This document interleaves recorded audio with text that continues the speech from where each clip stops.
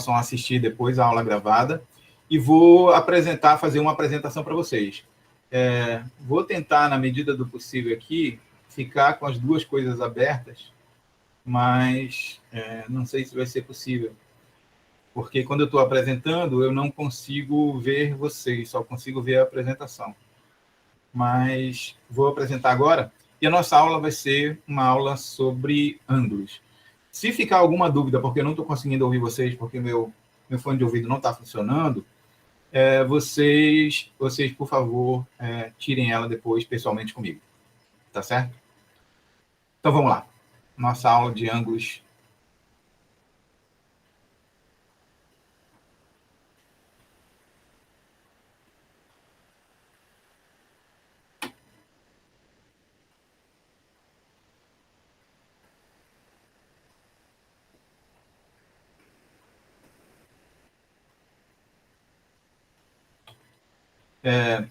Vocês estão conseguindo ver aí?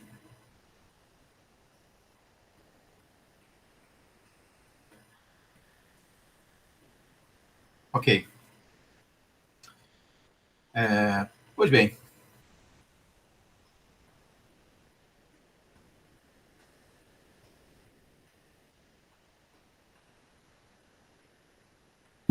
Eu chamei essa aula de O Mistério dos Ângulos por um motivo.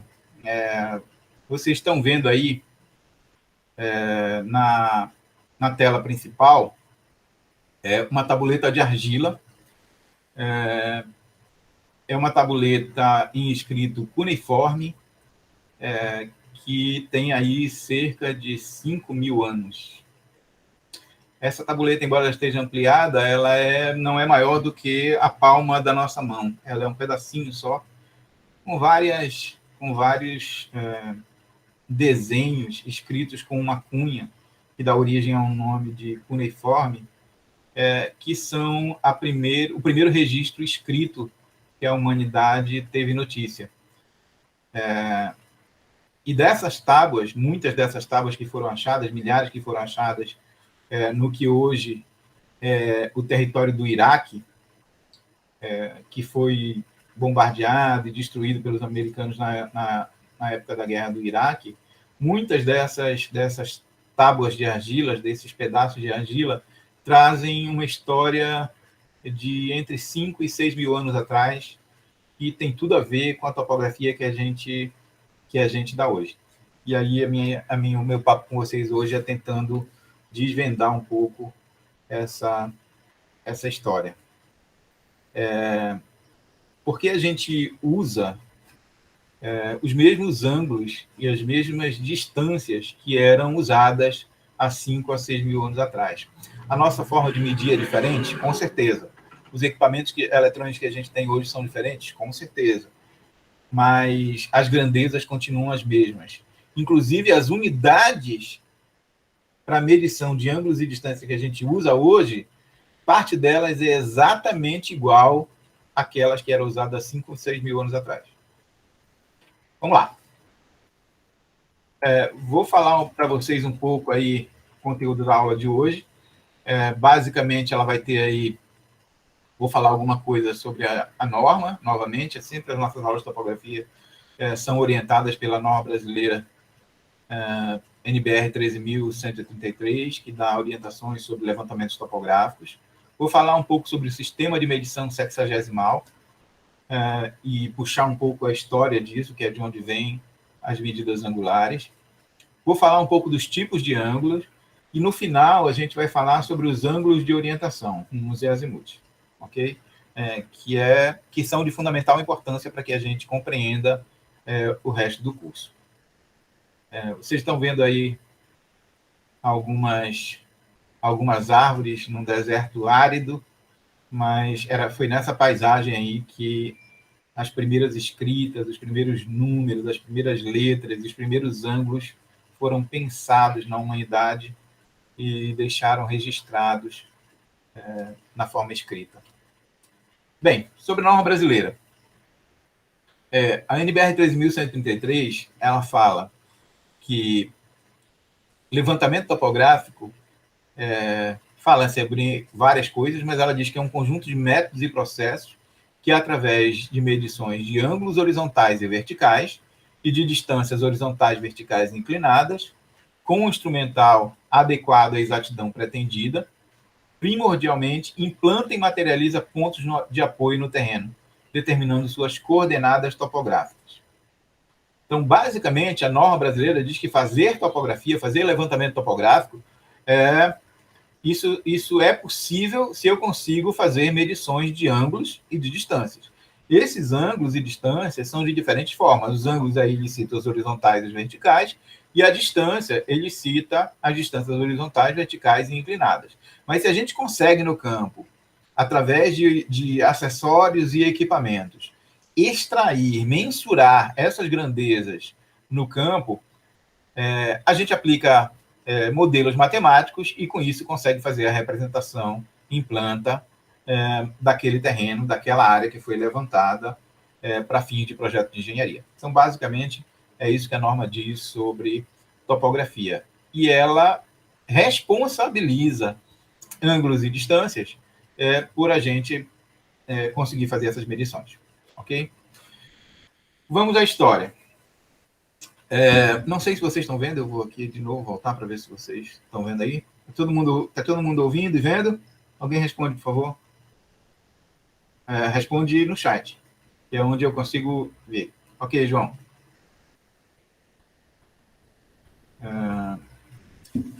O sistema sexagesimal é um sistema de medição de unidades angulares que foi inventado, que foi descoberto, ele foi inventado mesmo pelos povos da antiga Suméria, que ficava no território da Mesopotâmia, onde atualmente é o Iraque.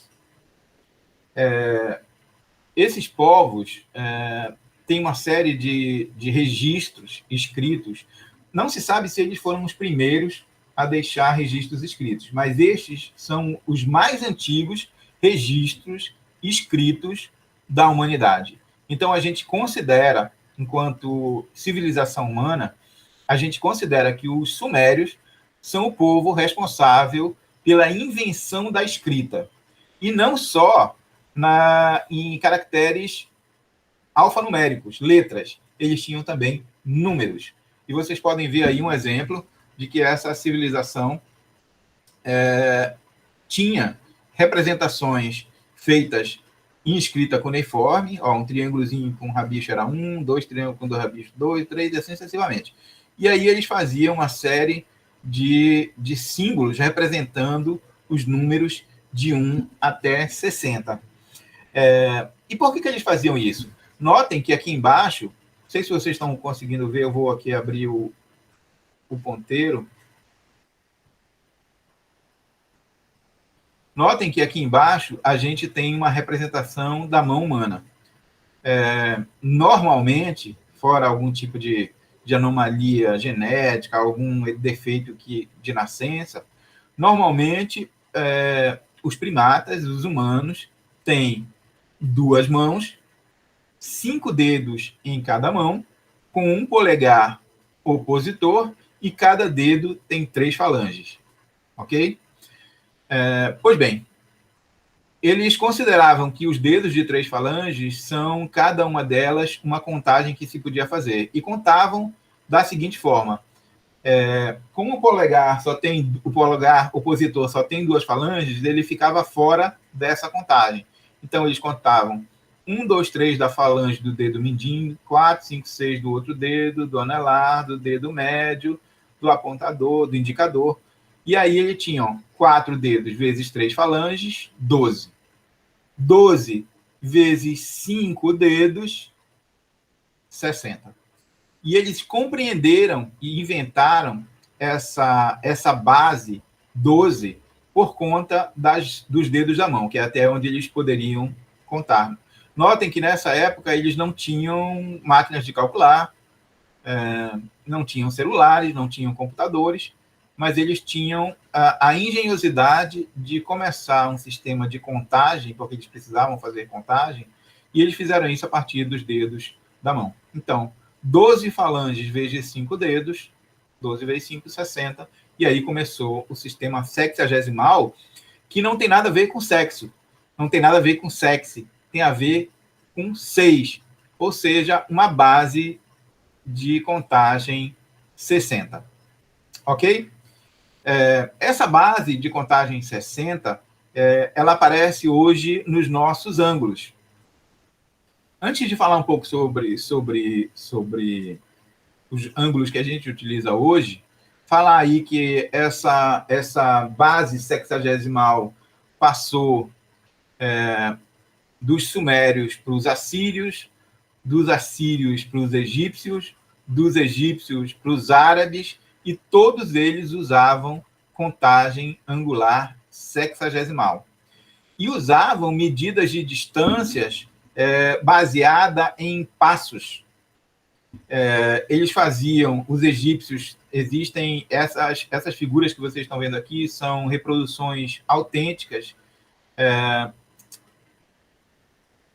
do túmulo de Mena, que data aí do século XIV a.C., onde trabalhadores que a gente aponta como sendo os primeiros topógrafos tinham cordões feitos com junco do rio Nilo, papiro, e esse junco, então, eles faziam cordas, davam nós e multiplicavam por um número de passos. E vocês podem ver aqui que eles esticavam essas cordas, são os esticadores de cordas, para medir distâncias.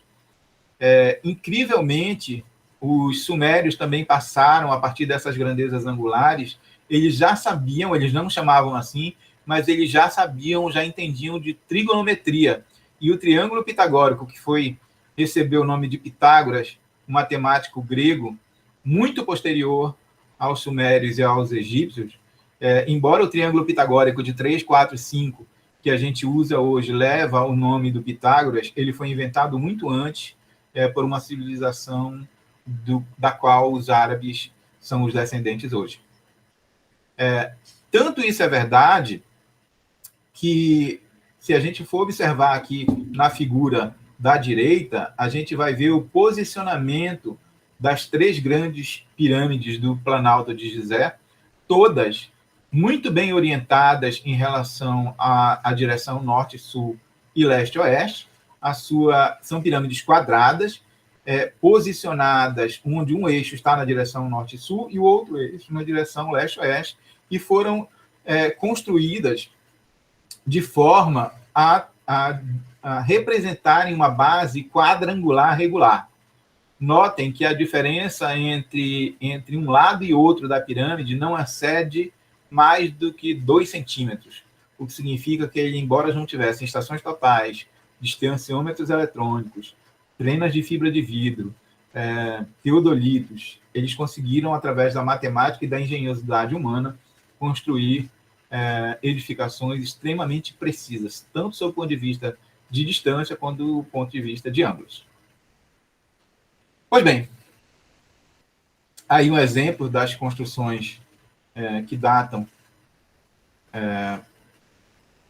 de muito, muito tempo atrás, mais de 4.000 anos atrás. Esse é o Grande Surigate, e o Surigate é uma construção que data da época dos povos sumérios, que é muito mais complexa do que construir uma pirâmide, mas também foi utilizado trigonometria aí, inclusive o número π, para orientar e construir a estrutura desse grande monumento sumério. Vamos lá. Todo mundo aí comigo ainda?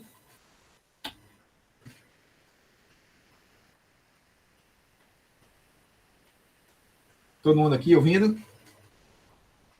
Beleza. Durma não, hein? Eu queria que vocês pegassem a máquina de calcular de vocês,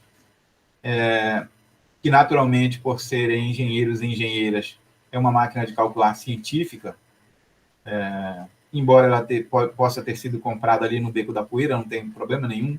Os chineses fazem máquinas de calcular muito bem feitas, então, por mais baratas que elas sejam, não tem problema, vocês podem utilizar. Eu queria que vocês configurassem a máquina de calcular de vocês conforme está aparecendo. A maioria das máquinas de calcular mais baratas e mais comuns de serem utilizadas são máquinas parecidas com essa que a gente está vendo aí. Aqui em cima deve aparecer, aqui onde está em amarelo, deve aparecer a letra D. Vem aqui, ó. D é a representação de degree, que significa grau em inglês. Então, existe na máquina de calcular de vocês diversas unidades que podem ser trabalhadas. Se vocês não configurarem direito para que apareça aí, vocês vão fazer isso apertando nessa tecla Mode aqui, ó. Vão apertar nessa tecla Mode e vão fazendo, escolhendo as opções até aparecer degree, que é grau, com o D aqui em cima. Ok? Na máquina de calcular de vocês, deve aparecer também uma tecla como essa aqui, ó, que é uma tecla que tem uma bolinha, um apóstrofe e duas aspas.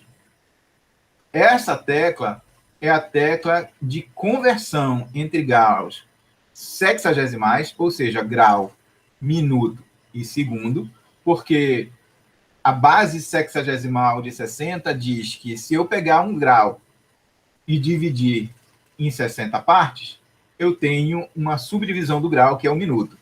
Se eu pegar um minuto e dividir em 60 partes, eu tenho uma subdivisão do grau, que é um segundo. Da mesma forma, se eu pegar um segundo e multiplicar por 60, eu tenho um minuto. Se eu pegar um minuto e multiplicar por 60, eu tenho um grau. E diz a teoria da geometria inventada pelos sumérios que um círculo perfeito tem 360 graus. Ok? Tá todo mundo acompanhando aí, gente? Vamos lá. Embora haja também a unidade de medição de grado e de radianos, a gente continua, os sumérios usavam o grau, os egípcios usavam o grau, os árabes usam o grau, os gregos usam o grau. Mas como é que foi inventada lá na Suméria e os gregos usam o grau? E a gente só usa o grau porque os gregos, que são a base da civilização ocidental, da qual o Brasil faz parte, o Brasil é um país muito jovem, mas o grego, ele fazia o seguinte, ele não se impunha pela força. O Império Helênico, também chamado como Império Grego, eles dominavam uma determinada região, até escravizavam algumas pessoas, mas eles se apoderavam culturalmente do grau de conhecimento que aquela cultura tinha. Então, eles aprendiam com aquela cultura a sua língua, a sua música, a sua geometria, a sua matemática, e traduziam isso para o grego e deixaram isso registrado, e foi isso que chegou até a gente aqui. Mas essa é a prova cabal. Há 4, 5, 6 mil anos atrás, o Império Grego não existia ainda. Os gregos não existiam, mas os sumérios existiam. E as tábuas de argilas demonstram que o grau já está lá. E se os gregos passaram a utilizar, há um pouco mais de 3 mil anos atrás, esta mesma unidade de base sexagesimal, foi porque eles aprenderam com os árabes, que aprenderam com os egípcios, que aprenderam com os sumérios. E eles deixaram registrado isso para a gente, e, incrivelmente, em 2021, alunos de engenharia continuam utilizando o grau como unidade de medição angular no seu curso de topografia e engenharia civil. Todas as operações de campo que vocês vão fazer serão em graus, e as operações matemáticas que vocês vão realizar aqui no curso de topografia teórica também serão em graus. Ocorre um problema. Quando a gente inventou a computação, agora já aqui nos anos 60, as máquinas de calcular, os computadores, as planilhas eletrônicas, todos trabalham com bits e trabalham com linguagem binária, de zeros e uns. E isso fez com que fosse muito mais fácil as máquinas de calcular e as planilhas eletrônicas trabalharem com outras unidades angulares, especificamente grau decimal, ou seja, grau, vírgula, décimo, centésimo de grau, e não grau, minuto e segundo, que são de base sexagesimal. E aí, por conta disso, além das outras unidades que foram inventadas, como o grado, 1/400º da circunferência, e o radiano, as máquinas de calcular têm essa tecla aqui, que é a tecla que nos ajuda a decimalizar os graus sexagesimais que a gente mede no campo. Ok? Queria que vocês... Todo mundo localizou aí? Eu vou aqui olhar para vocês, porque eu vou dar orientações. Todo mundo pegou a sua máquina? Alguém escreve para mim aí, por favor. Peguem a máquina, liguem, configurem para grau decimal, ou seja, lá em cima, para grau sexagesimal, grau minuto segundo com aquele Dzinho, degree, lá em cima. Vocês estão aí ainda, turma? Alguém responde?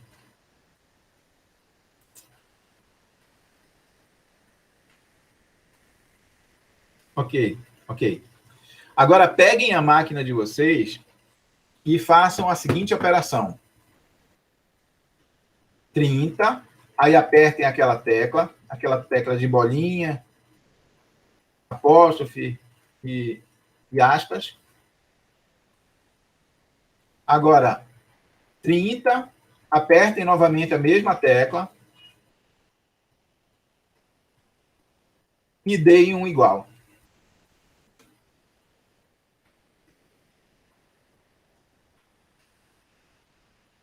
O que apareceu na máquina de vocês aí? Alguém? Erro. Foi ótimo.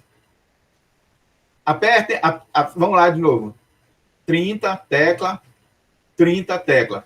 Por que a gente está fazendo isso? Agora, depois disso, apertem. O que é que... Ok, exatamente.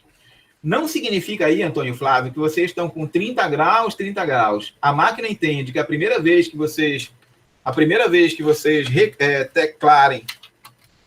Tá ótimo aqui meu negócio hoje. Primeiro sumiu.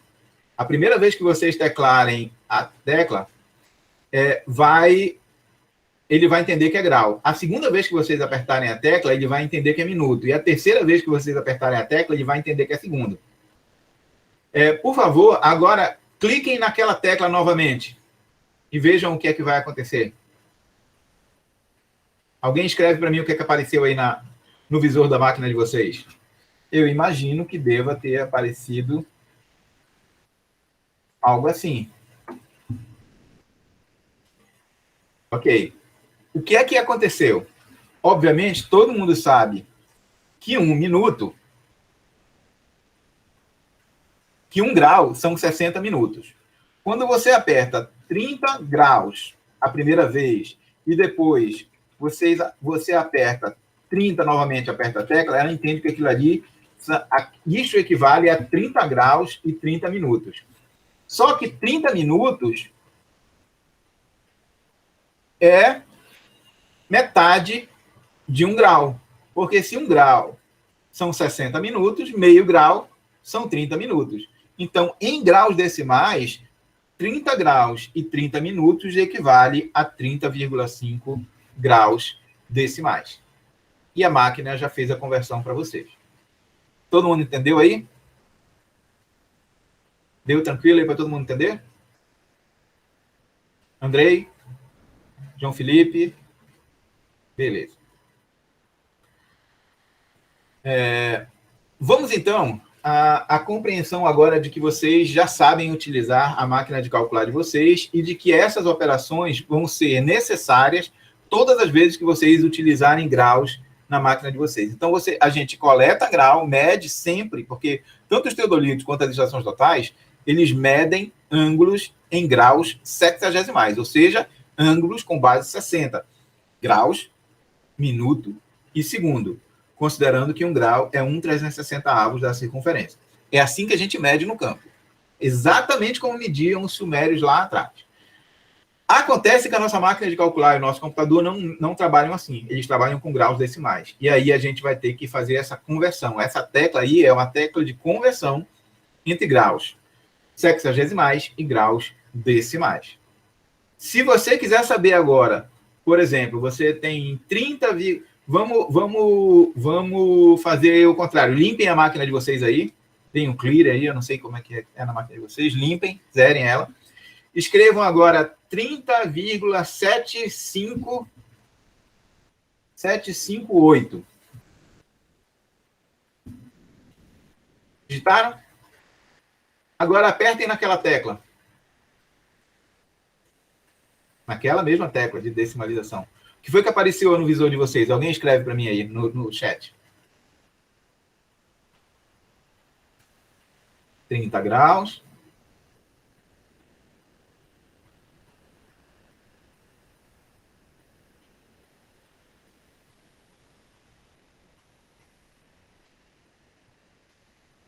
Vamos, gente, quem vai escrever? 30 graus, 45 minutos, 28,8 segundos. O que é que a gente fez agora? A gente fez a operação inversa. Eu apresentei 30,758 graus decimais e pedi que a máquina convertesse isso em grau, minuto e segundo. Então, 30,578 graus decimais equivale a 30 graus, 45 minutos, 28,8 segundos. Ok? Então, é simples assim de trabalhar com a máquina de calcular vocês e fazer a conversão de ângulos decimais para ângulos sexagesimais. Valeu? Vamos voltar. Eu precisava fazer essas operações com vocês e ter a certeza de que vocês estão compreendendo o que a gente fez. Então, por exemplo, quando vocês forem fazer qualquer cálculo trigonométrico, geométrico que envolva ângulos, vocês vão ter que fazer essa conversão. Então, por exemplo, se vocês quiserem saber o seno desse ângulo aí, vocês vão ter que colocar. Como é que vocês fariam isso? Limpem a máquina de vocês novamente. Agora, apertem a tecla seno. Depois, 30, aquela tecla. 45, aquela tecla. 28,8, aquela tecla. E vocês devem ter aí um valor. Não consigo ouvir, Andrei. Você tem que escrever. Você tem que escrever no chat. Ok? Então, o seno de 30 graus, 45 minutos, 28,8 segundos deu 0,51. Eu imagino que tem aí uma série de outros algarismos significativos atrás desse 0,51, certo, João Felipe? Mas ele fez 0,51 só para arredondar. Beleza. E aí a máquina calculou a função trigonométrica seno do ângulo 30 graus, 45 minutos e 28,8 segundos. Então, Flávio, vamos lá. Você vai apertar seno, agora 30, aperta aquela tecla de bolinha, apóstrofe, aspas. Depois, 45, a mesma tecla, 28,8, a mesma tecla. E aí você deve ter o seno de 30 graus, 45 minutos e 28,8 segundos. Ou seja, a primeira vez que eu aperto a tecla, ele entende que é grau, a segunda ele entende que é minuto e a terceira ele entende que é segundo. Conseguiu fazer aí, Antônio Flávio? Beleza. Então tá tranquilo, né? Então, achar seno, cosseno, tangente, vai ter que utilizar essa mesma sequência de informações para poder fazer os cálculos. Quem não tem um computador ou não tem o costume de usar planilha, nenhuma planilha eletrônica, eu recomendo que vocês façam uma planilha eletrônica, se vocês tiverem a possibilidade. Aqueles que não estão tendo um computador, um notebook em casa, vão ter que fazer suas provas com uma máquina de calcular mesmo. Então, essas operações assim, vão ser feitas desse jeito. Quem está trabalhando com um computador, um notebook, que tem acesso a uma planilha eletrônica, as operações de transformação de grau sexagesimal em grau decimal em uma planilha eletrônica são ligeiramente diferentes dessa. E aí, quando a gente tiver a oportunidade, eu vou ensinar para vocês também. Ok? Vamos voltar ao conteúdo da nossa aula. Eu vou voltar à apresentação. Vocês estão vendo a apresentação ainda?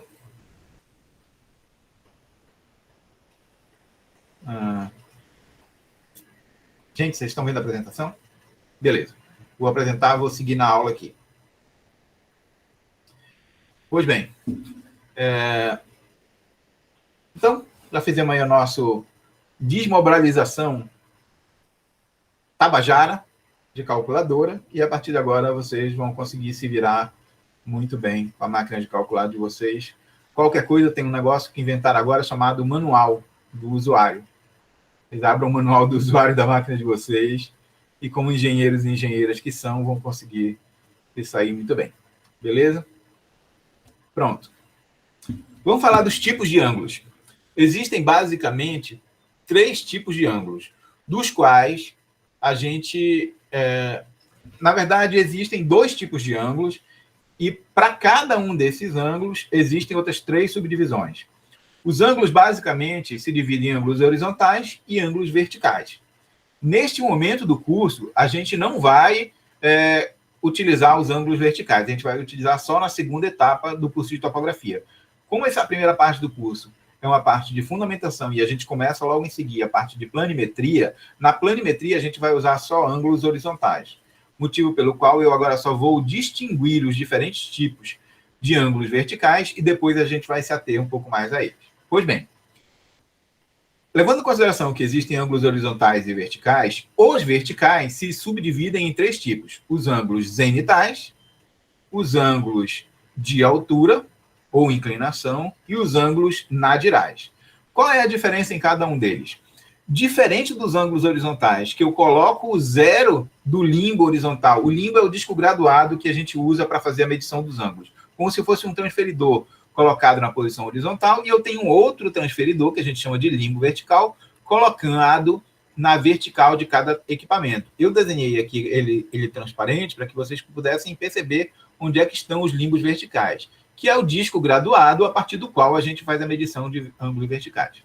Então, diferente dos ângulos horizontais, os ângulos verticais vêm ajustados nos teodolitos com o zero fixado em alguma direção. Se o teodolito vier com o zero fixado para cima, a gente diz que ele está na direção do zênite. E este ângulo vertical, então, é chamado de ângulo vertical zenital. Se o ângulo vertical do meu teodolito é zerado na horizontal, a gente diz que este ângulo é um ângulo vertical de altura ou de inclinação. Desculpa. Nesse caso, eu tenho que ter uma indicação. Se ele for maior do que zero, ele está acima do horizonte, vai ser positivo. E se ele for menor do que zero, ele está abaixo do horizonte e vai ser negativo. E o terceiro tipo de ângulo vertical é quando ele não está zerado em cima, como o ângulo zenital, e não está zerado na horizontal, como o ângulo de altura. Ele está zerado para baixo, bem aqui onde está o meu ponteiro. E nesse caso, o ângulo vertical é chamado de ângulo vertical nadiral, porque ele aponta para baixo, e para baixo a direção do centro da Terra, na topografia a gente chama de direção do nadir. Para cima a gente chama de zênite e para baixo nadir. Logo, se ele está zerado para cima é zenital, se ele está zerado para baixo é nadiral. E se ele está zerado no meio, no horizonte, ele é chamado de ângulo de altura. Todo mundo entendeu aí? Beleza, né? Para mim, basta que vocês compreendam esses diferentes tipos de ângulos que a gente não vai utilizar agora. Repito, a gente vai usar só os ângulos horizontais, que são esses que eu quero me deter um pouco mais agora.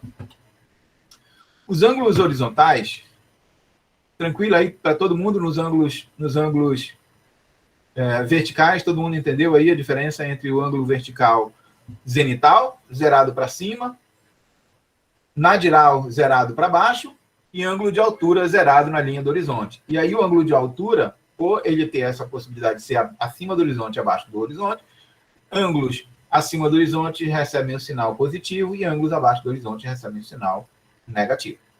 Ok? Vamos agora aos ângulos horizontais, que são a maioria dos ângulos que a gente usa na topografia, sobretudo nessa primeira parte do curso. Eu tenho aqui o mesmo teodolito, transparente. Notem que nos ângulos verticais eu fiz transparente essa parte bem aqui, ó. Vocês não estão vendo? Peraí.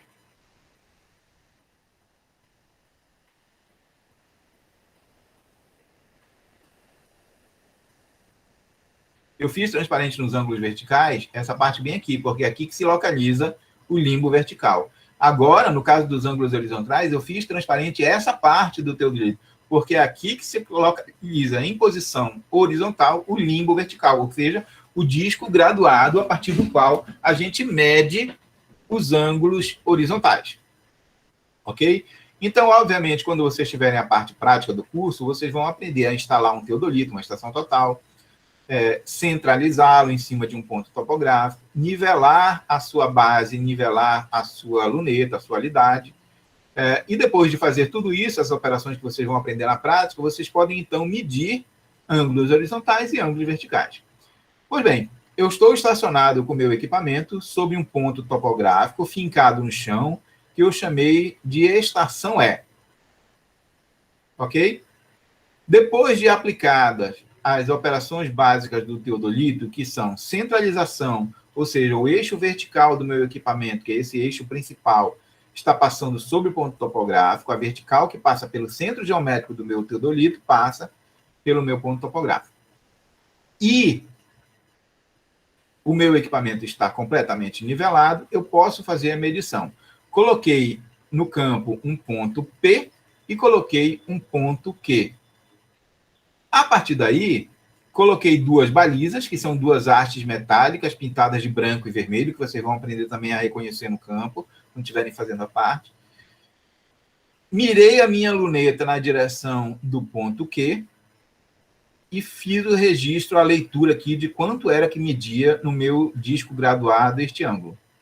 Girei a minha luneta agora no sentido horário até o meu ponto P e quero descobrir qual é essa grandeza alfa, que é o ângulo medido entre o ponto P e o ponto Q, estando estacionado no ponto E.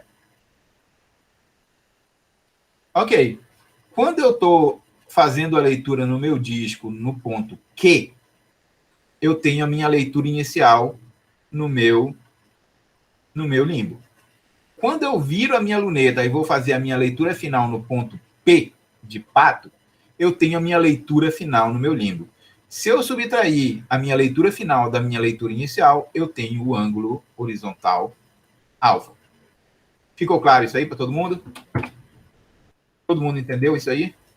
Gente, isso é muito importante. Todo mundo entendeu como é que a gente faz a leitura de um ângulo horizontal? Beleza. Vamos agora ver quais são as formas de medir este ângulo. Bem, existem diferentes métodos de fazer a medição de um ângulo horário, de um ângulo horizontal.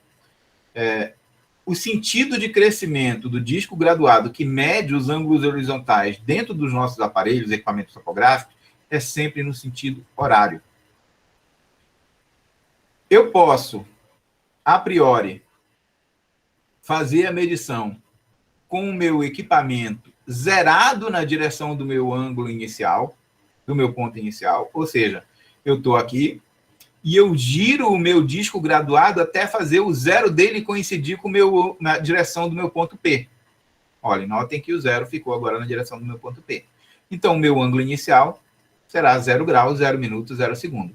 Aí eu giro a minha luneta até visualizar o meu ponto Q. A leitura feita na direção, no meu limbo, no ponto Q, eu subtraio de zero. Ou seja, a leitura feita inicial, final, já é a leitura do ângulo. Ou seja, na direção do meu ponto P, eu li um ângulo de 0 graus, 0 minutos, 0 segundo. Na direção, a leitura feita no meu ponto Q foi de 35 graus, 20 minutos e 10 segundos. O ângulo alfa, então, vai ser a leitura no ponto Q menos a leitura no ponto P, que já é zero. Logo, alfa vai ser, o ângulo horizontal lido vai ser de 35 graus, 20 minutos e 10 segundos. Notem que esta operação, zerando, fazendo com que o meu limbo, o meu eixo graduado, o meu disco graduado coincida com o ângulo inicial, a gente chama com acerto de zero no ângulo inicial. Essa forma aqui é ligeiramente diferente. Notem que o zero ficou numa direção qualquer, e nesta situação, eu não fiz o zero coincidir com a direção do meu ponto P. O meu ponto P está onde está, o meu ponto Q está onde está, e o meu ângulo alfa está aqui. O que é que eu fiz? O meu zero ficou em lugar qualquer, eu virei a minha luneta até a direção do meu ponto P e fiz uma leitura inicial de 40 graus, 10 minutos e 20 segundos. Não mais zerado no ângulo inicial. continuei girando a minha luneta, na direção do meu ponto Q, eu fiz a leitura de um ângulo de 75 graus, 30 minutos e 10 segundos. Como é que calcula o ângulo? Da mesma forma. Leitura feita no ponto Q, menos leitura feita no ponto P. Ou seja, leitura final menos leitura inicial. 75, 30, 10, menos 40, 10, 00. Façam isso, por favor, aí na máquina de vocês, para exercitar o uso da calculadora e da função de decimalização. Façam, por favor, aí 75 graus, ou seja, 75 tecla, 30 tecla, 10 tecla, menos 40 tecla, 10 tecla, 0 tecla. E me digam o valor, por favor.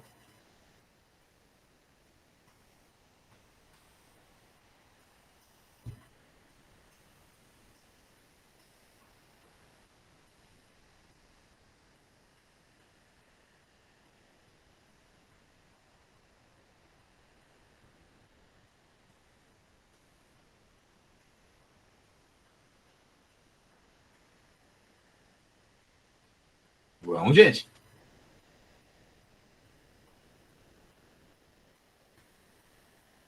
Agora, João Pedro, agora aperta nessa tecla novamente que ele vai te dar grau, minuto, segundo. 35,34 graus deve equivaler a 35 graus, 20 minutos e 10 segundos. Ok? Beleza. Tranquilo. Ou seja, o que se observa aí é que, tanto zerando o aparelho como não zerando o aparelho, a leitura de ângulo horizontal é feita da mesma forma. Ângulo final menos ângulo inicial. Ângulo final menos ângulo inicial. Obviamente que se eu zerar o aparelho, a leitura do ângulo final já vai ser o ângulo diretamente medido. Mas essa facilidade traz também um prejuízo, que é a seguinte coisa. Agora vai a experiência... Exatamente, João. 35 graus, 20 minutos, 10 segundos, eles são exatamente iguais, zerando ou não zerando o aparelho.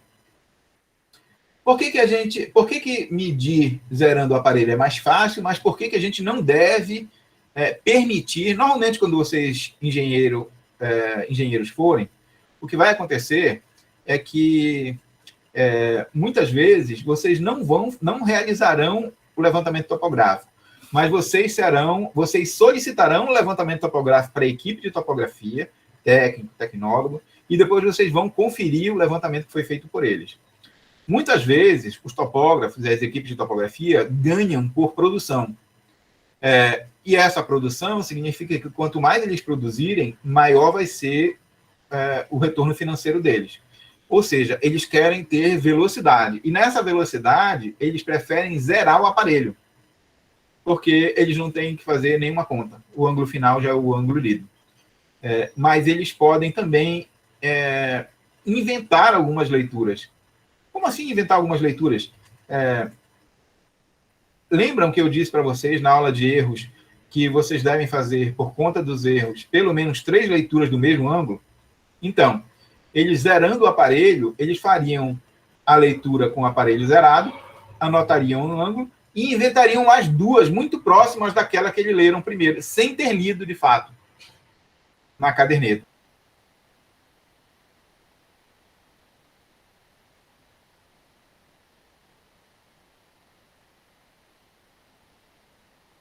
Minutos e 8 segundos. Ou seja, leituras próximas dessa primeira que ele leu,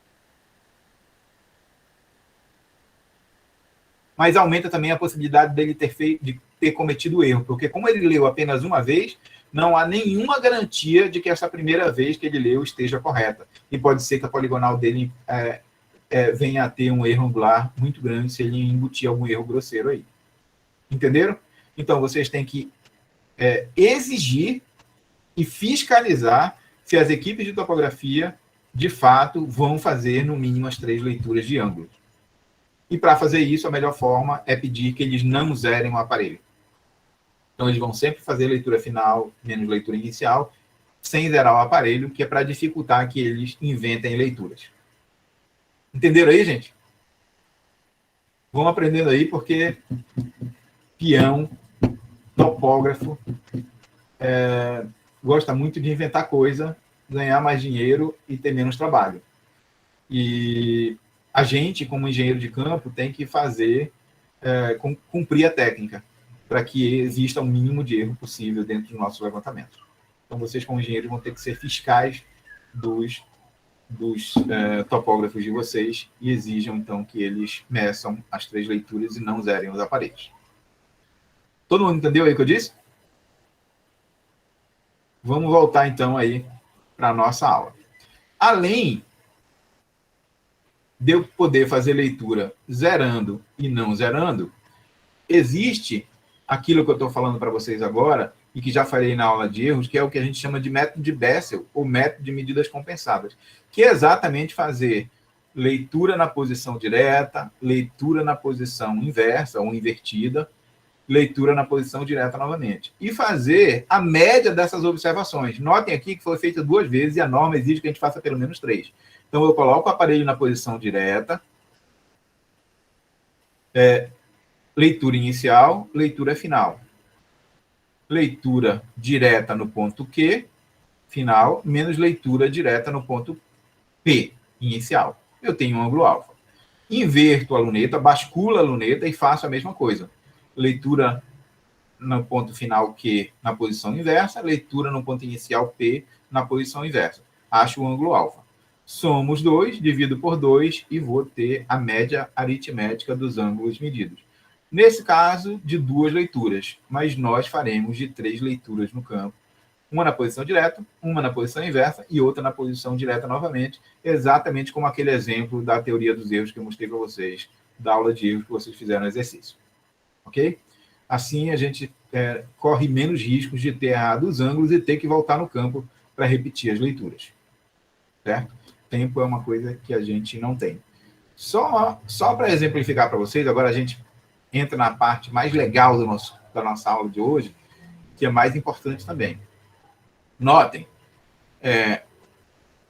que eu posso medir pontos com ângulos internos ou externos, horários, que definam a geometria de uma poligonal, uma sequência de linhas, pontos que definem um polígono fechado ou aberto, mas este mesmo polígono pode estar nessa posição, pode estar nessa posição ou pode estar nessa posição. O que significa que eu preciso, além de ter a forma correta do ângulo, eu preciso posicioná-lo corretamente na superfície da Terra. E aí é que aparecem os ângulos de orientação, no sentido de posicionar, orientando em relação a um determinado referencial, que normalmente é em relação à direção norte ou à direção sul, as nossas poligonais. E aí que aparecem os ângulos de orientação. Os 2 principais ângulos de orientação que a gente vê na topografia são os ângulos de rumo e os ângulos de azimuth. Eu queria só chamar a atenção de vocês o seguinte: os ângulos de orientação são tão importantes que eles ultrapassam a topografia. Quando vocês estiverem trabalhando com projeto e construção de edificações, quando vocês estiverem trabalhando com projeto de infraestrutura, projeto de construção da infraestrutura viária, quando vocês estiverem trabalhando com hidrologia, quando vocês estiverem trabalhando com fundações, são várias cadeiras, vários prolongamentos da engenharia que tangenciam esse mesmo assunto. Vocês vão precisar saber do conceito de rumo e azimuth. Quando vocês estiverem no final do curso, que vocês forem fazer o provão do ENAD para saber o que aprenderam no curso de engenharia, para dar uma nota 5 para o nosso curso de engenharia, vocês ainda vão precisar saber o que é rumo e azimuth. Se formaram, passaram no concurso, arranjaram um emprego, vão trabalhar no campo, vão trabalhar no escritório, vocês ainda vão precisar saber o que é rumo e azimuth. Então, isso é super importante e eu peço que vocês tenham a máxima atenção no que a gente vai ver aqui e agora.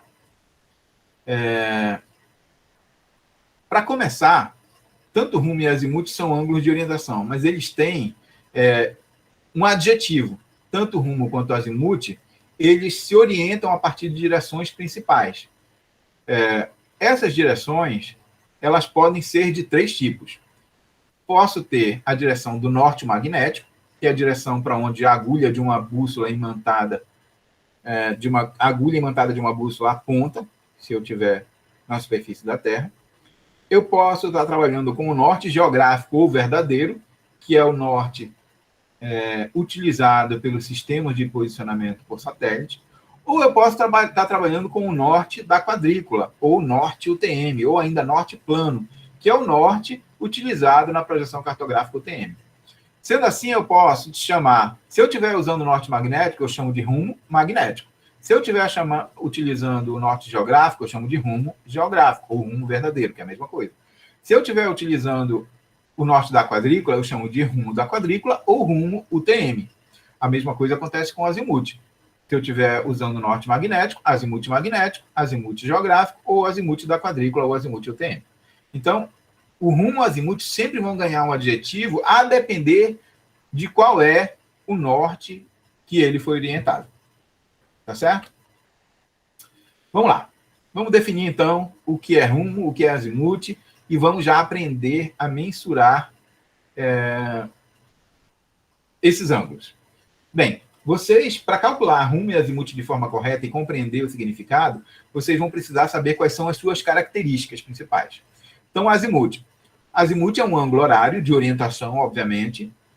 É um ângulo horizontal, formado entre a direção de um alinhamento e a direção do norte, que pode ser, novamente, o magnético, o verdadeiro ou da quadrícula. Então, sempre o azimuth começa na direção norte. Olhem só, os ângulos em azul são os azimuths. Então, se eu tenho o alinhamento AB, ou seja, o ponto A e o ponto B formam um alinhamento. Azimuth, só existe azimuth de linhas, não existe azimuth de ponto. Um ponto não tem direção, um ponto só tem coordenada, mas uma linha, um alinhamento, tem direção. Então, o alinhamento AB, o azimuth dele começa no norte e vai no sentido horário até o alinhamento AB. O alinhamento BC, azimuth é o ângulo horário que começa no norte e vai no sentido horário até a direção BC. CD começa no norte e vai no sentido horário até a direção CD. DE começa no norte e vai no sentido horário até o alinhamento DE. Notem que este ângulo aqui é um ângulo que está no primeiro quadrante, este é um ângulo que está no segundo quadrante, este é um ângulo que está no terceiro quadrante e este é um ângulo que está no quarto quadrante. Ou seja, azimuth começa no norte, vai sempre no sentido horário e varre o círculo topográfico de 0 a 360 graus, nos 4 quadrantes. Entendido isso aí, turma? Ficou alguma dúvida aí sobre o que é um azimuth? Então, azimuth é um ângulo horizontal que varre o círculo topográfico iniciando na direção do norte, no sentido horário e segue até o alinhamento. E pode estar variando de 0 até 360 graus. Existe azimuth menor do que 0? Não. Esse seria um azimuth negativo. Não existe azimuth negativo.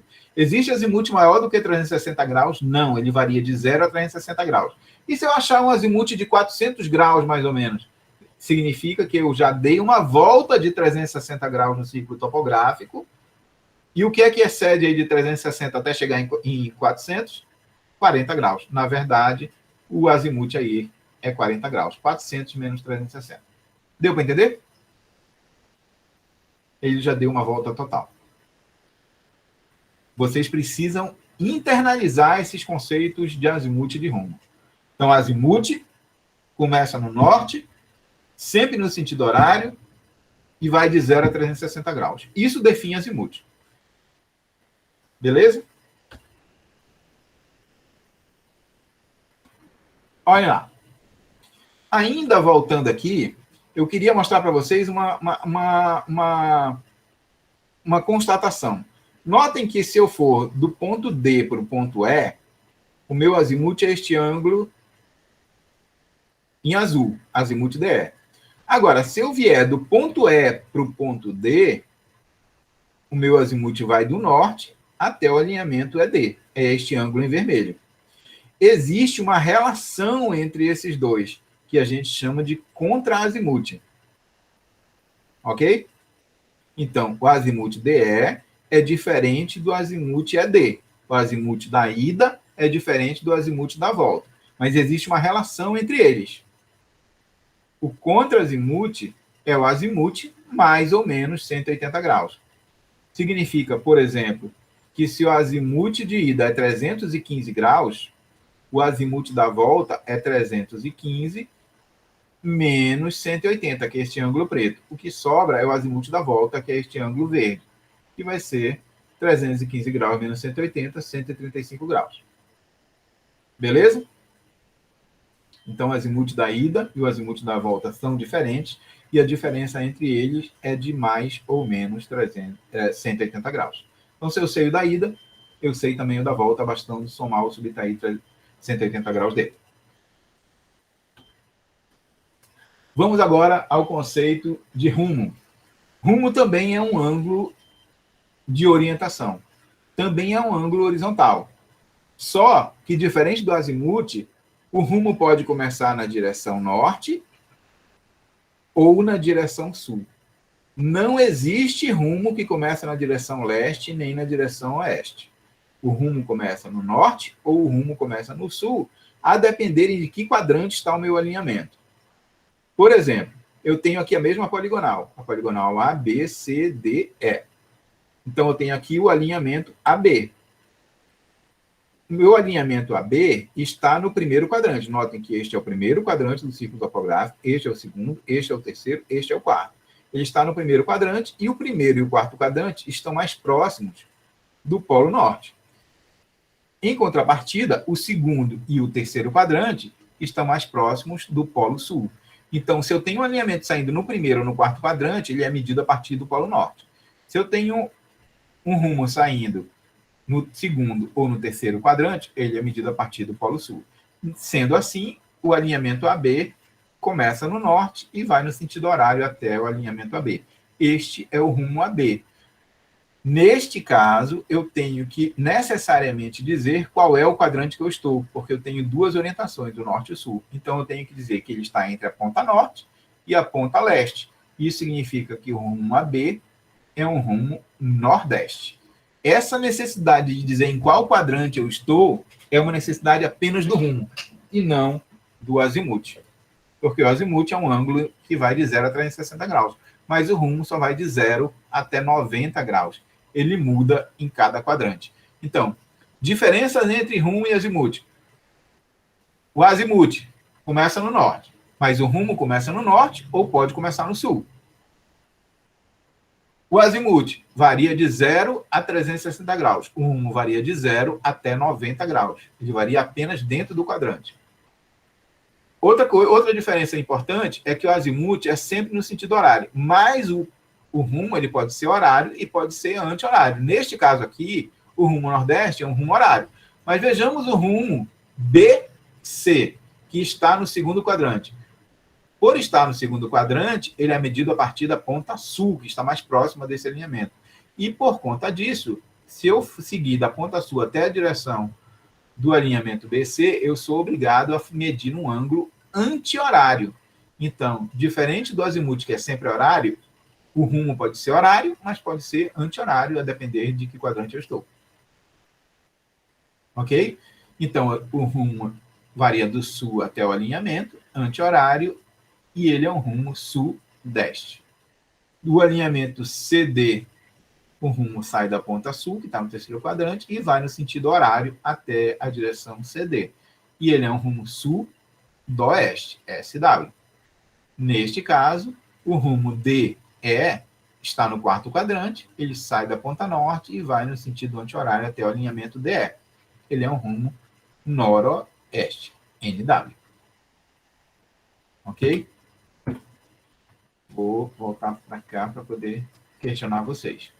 Todo mundo entendeu aí o que é um rumo e o que é o azimuth? Basicamente, azimuth começa no norte, vai no sentido horário, varia de 0 a 360. Rumo começa no norte ou começa no sul. Nunca na leste ou no oeste. Varia de 0 a 90 graus e pode ser horário e pode ser anti-horário. Tá certo? Com esses conceitos, com essas definições em mente, a gente precisa agora calcular rumos e azimuths e compreender a relação que existe entre eles a depender do quadrante. Vamos voltar lá na aula e já a gente vai fazer o que a gente gosta, o engenheiro gosta de fazer conta, e a gente vai calcular. Pronto. Temos um exemplo aí, só para vocês verem aí. Temos aqui um ponto O inicial. Aqui eu tenho o alinhamento OA.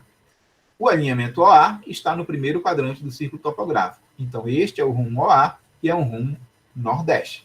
Por exemplo, 75 graus, 30 minutos e 40 segundos nordeste.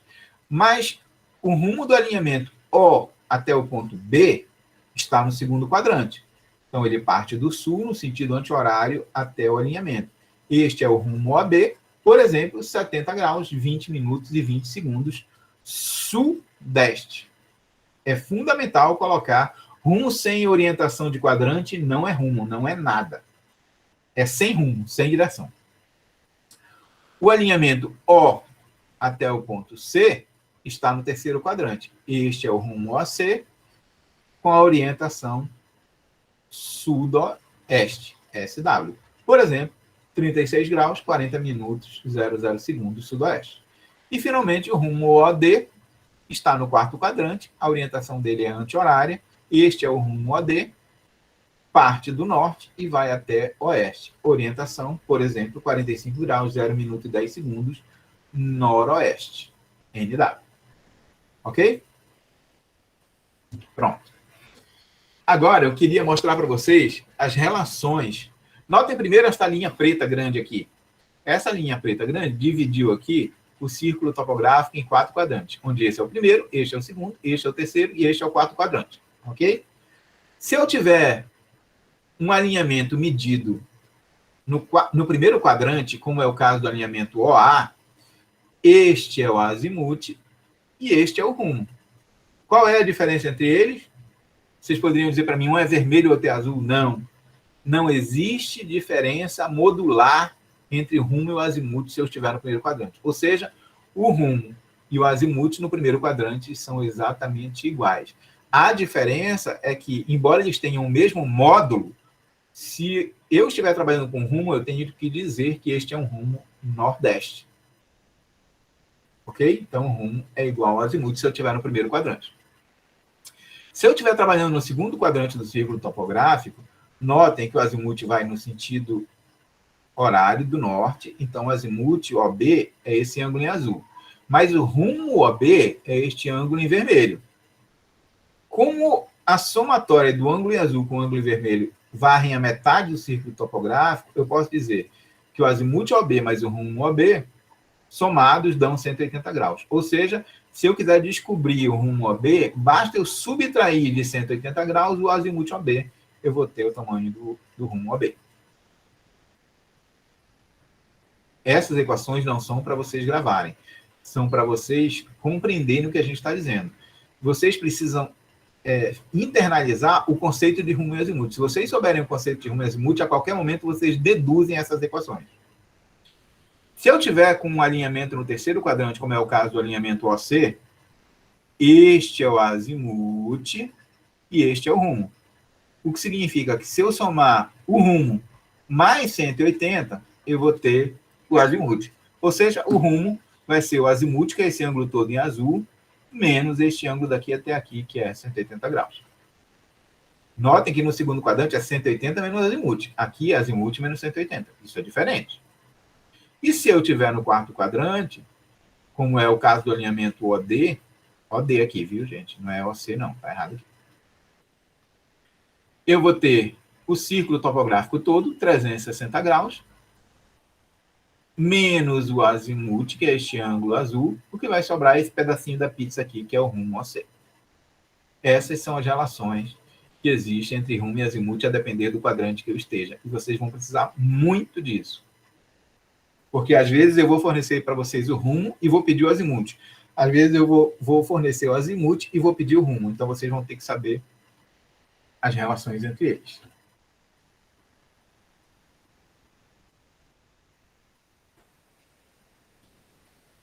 Vou deixar isso aqui para conhecimento geral de vocês depois. Eu já vi pessoalmente essa plaquinha, que é o primeiro mapa que foi construído pela humanidade. Aqui tem uma reprodução do que ele era. Também em escrita cuneiforme, também em tábua de argila, também feita pelos sumérios. Vou deixar isso para vocês depois. Mas a gente hoje, como engenheiros, não escreve, não faz mais mapas em barro com escrita suméria. A gente faz mapas em papel ou em CAD com as nossas plantas topográficas. Mas o objetivo é exatamente o mesmo, a gente localizar informação. Tem uma parte do curso que são os ângulos magnéticos, que eu vou pular. Por que eu vou pular? Porque são coisas que vocês não vão fazer e que não é feita há mais de 30 anos, embora esteja na matriz do currículo de vocês, eu não vou cobrar de vocês. Por que não é feito? Porque os ângulos magnéticos só eram realizados levantamentos topográficos baseados em ângulos magnéticos, norte magnético, quando não existiam estações totais. Ou seja, quando a eletrônica, a microeletrônica, a computação não existiam. Só existiam teodolitos óptico-mecânicos. A partir do aparecimento das estações totais e equipamentos eletrônicos de medição, esses ângulos deixaram de ser medidos, o que faz com que a gente tenha uma obsolescência nesse tipo de medição. Por conta disso, eu coloquei um exercício aqui para vocês. Se vocês quiserem fuçar, tem o site do Observatório Nacional aí que vocês podem pegar essas informações. Tem um exemplo aqui de avimentação de rumos, mas eu não vou cobrar isso de vocês. É só para quem tiver curiosidade, depois eu posso tirar alguma dúvida, porque, de fato, engenheiros do século XXI, engenheiras do século XXI não vão realizar nenhuma operação com ângulos magnéticos. Essas são coisas do passado, que provavelmente os pais ou os avós de vocês, se forem topógrafos ou engenheiros ou tecnólogos, podem ter realizado, mas que não são mais realizadas porque entraram em franca obsolescência. Ok? Vou dar uma parada aqui só para olhar para a cara de vocês, para saber se vocês... Sim, Darlan. É padrão de todo... O Darlan está perguntando se um possível relatório de um levantamento topográfico, a orientação vai aparecer um termo em inglês, NW,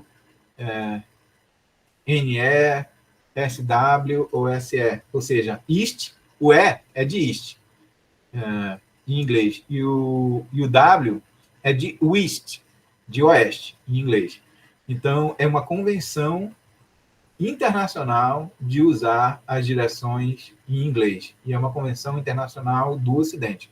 Todos os países do bloco ocidental do planeta utilizam as direções norte, sul, este e oeste em inglês. Entendido, Darlan?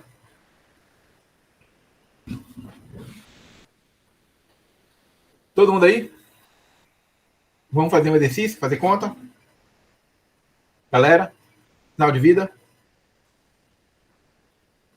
Segue o rumo, foi ótimo. Vamos lá. Temos aqui, então, uma coisa super importante que vocês vão precisar fazer e faz parte da atividade que vocês vão entregar na semana que vem, que é o que a gente chama de transporte de azimutos ou transporte de rumos através do método de caminhamento.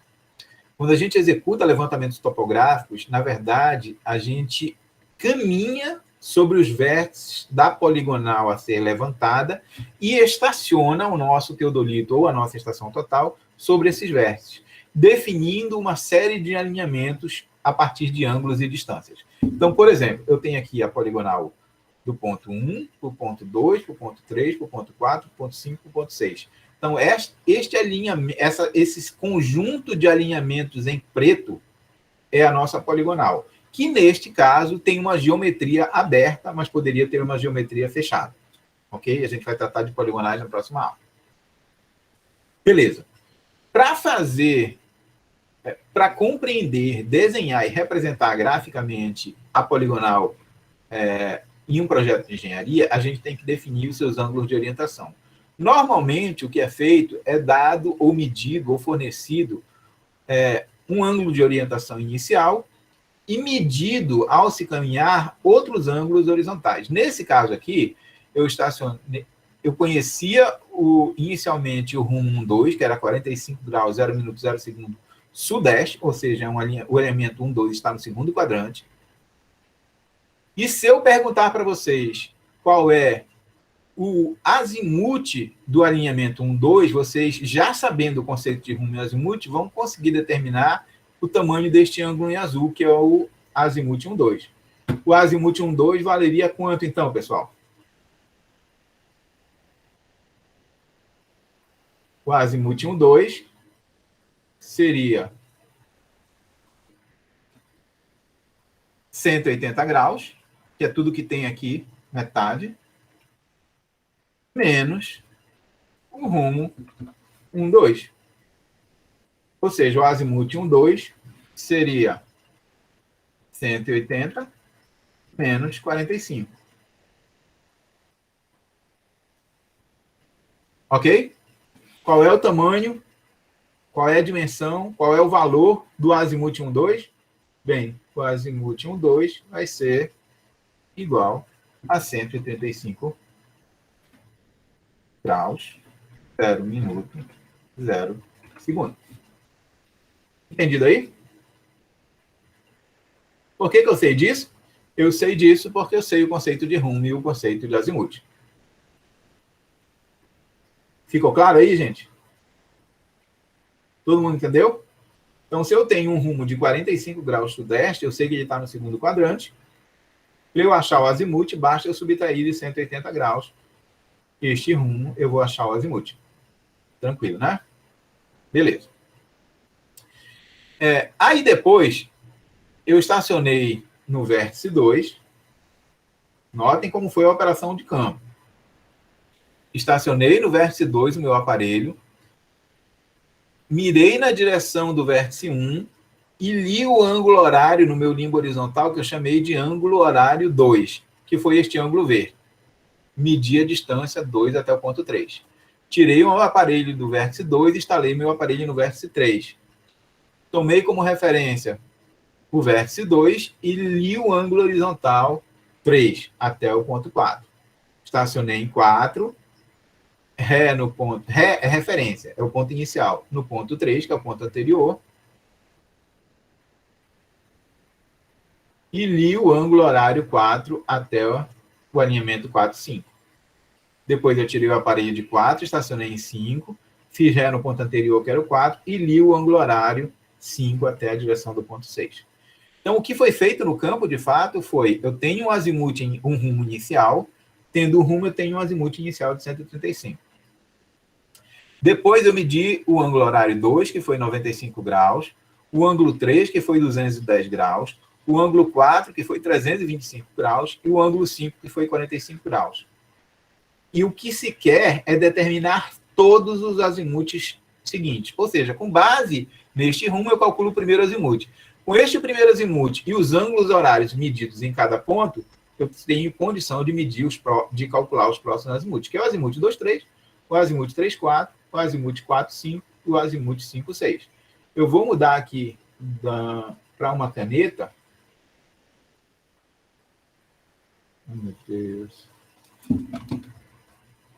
Só um minuto. Para poder riscar aqui com vocês.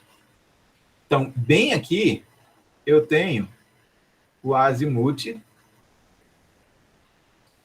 2, 3. Bem aqui, eu tenho o azimuth 3, 4. Bem aqui, eu tenho o azimuth 4, 5. E bem aqui, eu tenho o azimuth 5, 6. Eu quero que vocês calculem esse ângulo. Como é que a gente faria isso? Notem o que eu vou fazer aqui.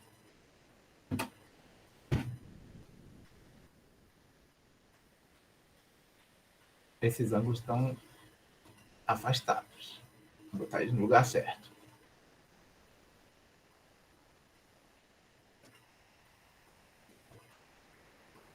O que a gente vai fazer aqui? A gente vai calcular esses azimuths baseado no anterior. Notem que a gente já conhece esse ângulo aqui. Esse ângulo aqui é de 135 graus. Por que eu conheço esse ângulo? Porque eu subtraí de 180 aqui, este que era 40, este aqui é 45, ele foi fornecido aqui embaixo. Quando eu tirei de 180 esse 45, o que sobrou foi este azul aqui de 185. Então eu conheço o primeiro azimuth. Só que eu quero calcular este azimuth aqui. O que é que eu vou fazer? Eu vou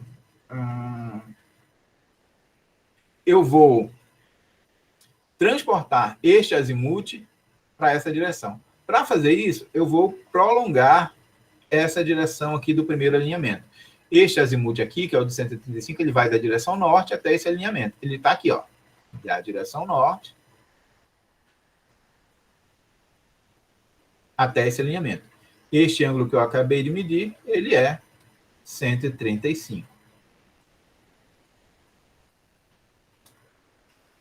Este ângulo horário 2,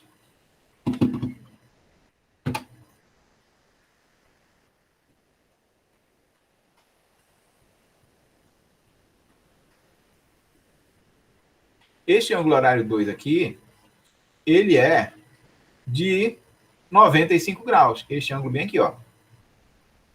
Ele foi medido 95 graus. Aqui embaixo. Então, eu tenho este 95, sei este de 135 e quero saber este aqui, ó, que é o azimuth 23. Como é que eu faço isso? Vamos lá. Olha lá. Se eu tirar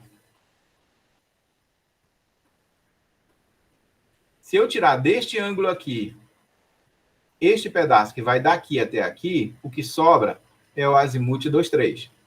Então, eu posso dizer, notem lá.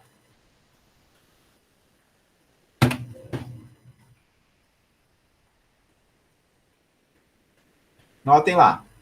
Eu posso dizer que este ângulo aqui é este aqui, menos este pedaço.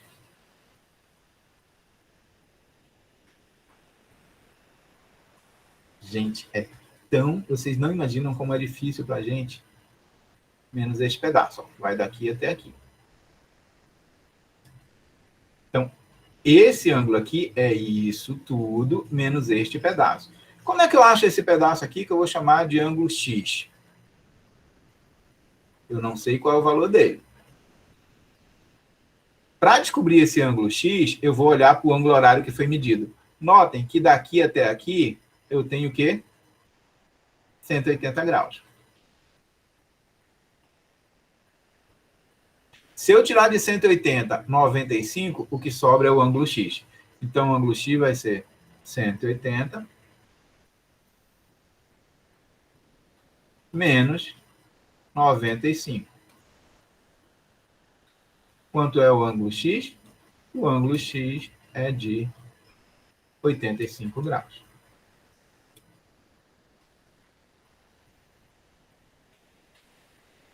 Como eu sei agora qual é o ângulo X, eu posso calcular o azimuth 23. Porque se eu tirar de 135 esse pedaço que eu acabei de descobrir, que é 85, eu descubro o azimuth 23. Então, se eu tirar de 135, 85, o que sobra é o ângulo azimuth 23, que é de 50 graus. Todo mundo entendeu?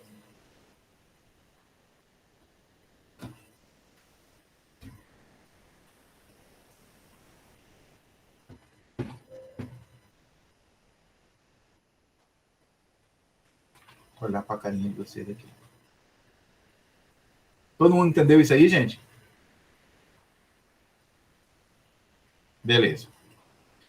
Na sequência, vocês vão fazer a mesma coisa, o mesmo procedimento que eu fiz aqui, para descobrir o azimuth 3, 4, 4, 5, 5, 6. Ou seja, assim como eu tinha para descobrir o azimuth 2, 3, um azimuth anterior que era 135 e um ângulo horário de 95, agora vocês têm um azimuth, para descobrir o azimuth 3, 4, vocês têm um azimuth anterior que é 50 graus e tem um ângulo horário 3 lido no ponto 3, que é de 210. Vocês vão fazer o mesmo procedimento e o azimuth que vocês calcularem passa a ser o azimuth anterior para calcular o 4,5, que passa a ser o anterior para calcular o 5,6. Certo? Depois que calcularem o 5,6, calcular o 6,5, basta subtrair de 180 graus, porque ele é o contra-azimuth. Ok? Então, vou deixar isso para vocês fazerem em casa. Mas tem o exemplo aí do que a gente fez.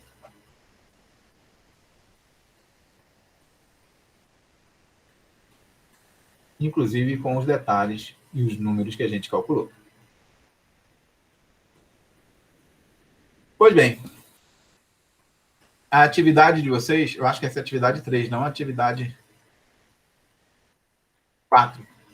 É calcularem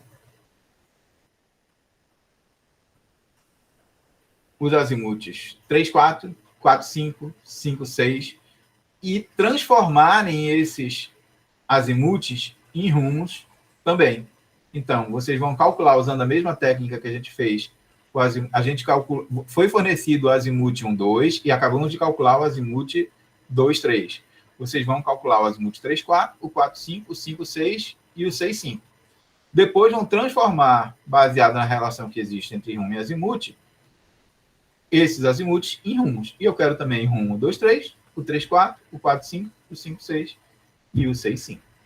E aí, eu queria pedir que vocês se desdobrassem e tivessem muita calma, muita paciência e podem até conversar entre si através do grupo do WhatsApp, tirar dúvidas uns com os outros para poder resolver essa questão. Mas que vocês se detivessem com bastante calma sobre isso, porque desse entendimento depende todo o resto do curso.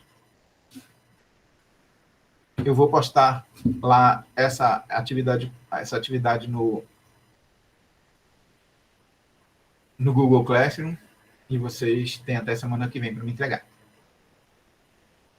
Ok? E a nossa aula de ângulos termina aqui agora. Dúvidas? Várias, né? Todo mundo vivo? Sobreviveram à primeira aula de 2021?